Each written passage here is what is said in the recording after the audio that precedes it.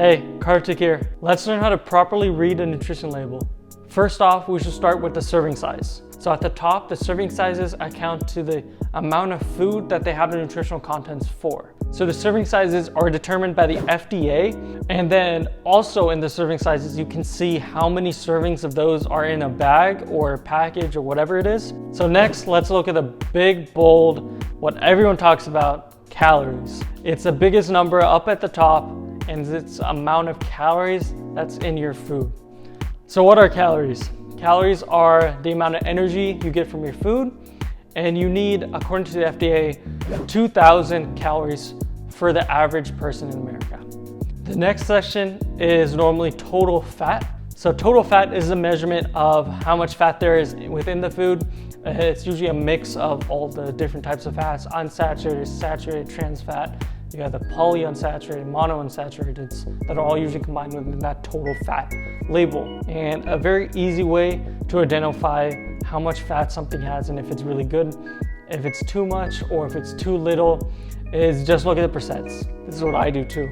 So next, under the trans fat, usually a little bit side, like a tab under it, is usually saturated fats. Now, saturated fats are kind of debatable, especially recently. They used to be thought of as pretty bad fats and stuff you should be avoiding. But as studies are going on, it's like some are saying it is good for you, in moderation is good. So overall, like I say, when there's debatable stuff, just try to keep everything in moderation. So saturated fats are usually in oils, butter, red meats, cheeses. So all the good stuff that we love eating. Now, the fat under saturated fat, which is not debatable at all, is trans fat. Trans fat is the worst fat you guys can eat, and it's only found in processed foods. It's not a naturally occurring fat. So next we have the polyunsaturated fats and the monounsaturated fats.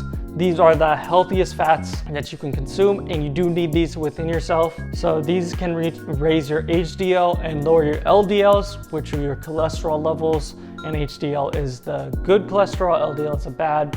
So basically these fats help you raise the good stuff and lower the bad stuff. Now, these fats tend to be found in olive oil, sunflower oil, and canola oil. So next on the label is cholesterol. So what is cholesterol? It helps your cell membranes within your body maintain their integrity. It keeps a cell barrier. So anything that's passing in and out of a cell is maintained by that cholesterol layer. Now, cholesterol is found in a lot of things, with specifically eggs. So eggs are a big housing of cholesterol, as research has shown that people who are prone to getting cardiovascular related diseases should be limiting their cholesterol, as high cholesterol could further their likelihood of those diseases. So sodium, the next thing on the nutrition label, is the amount of sodium or salt intake that you consume, and this is also vital for your body functioning. It helps your channels within the cells work and send things in and out. So this is also a very vital thing for the body. But again, don't overconsume it, because overconsumption of salt has been related to high blood pressure. So if you have high blood pressure or are prone to it, limit that salt. Next on the nutrition label is total carbohydrates.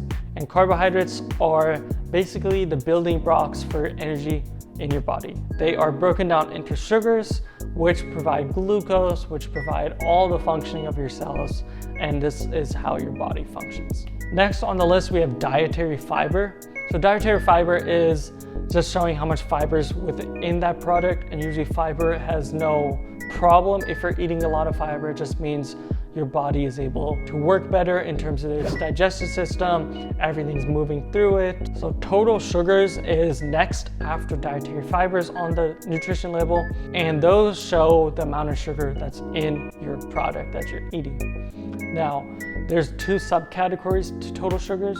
There's the sugars and then included added sugars. Added sugars are the ones that you try to avoid. You should try to keep everything as close to zero as possible, because that's the added sugar on top of that, which makes your food become more toxic for your body. You're getting that processed sugar within yourself. But the naturally occurring sugars are usually fine. That's naturally occurring within the product.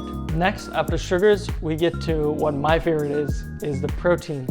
I always, since childhood, I've always been told to look at the protein, look how high it is and everything. So protein is necessary for repairing and growing your cells in the whole body, whether that be muscle cells that you're trying to repair and grow from working out, or just general vital function of the cells. Protein is very vital, and studies have shown that people with higher levels of protein in their diet tend to live healthier, longer lives than those who have lower levels. Again, like with most of these nutrition label facts, everything in moderation, but don't eat too little, don't eat too much. Moderate everything. So the problem with the too much protein could lead to digestive system problems, kidney problems, and just general abdominal pain from your body trying to break down all that protein. So now we got through the main section of nutrition label. Now we get to the part that varies a lot per product. I know cereals for this next section. The vitamins and minerals section has a big section because they have a lot of added minerals and vitamins, while some foods barely have added minerals and vitamins, so it's very small.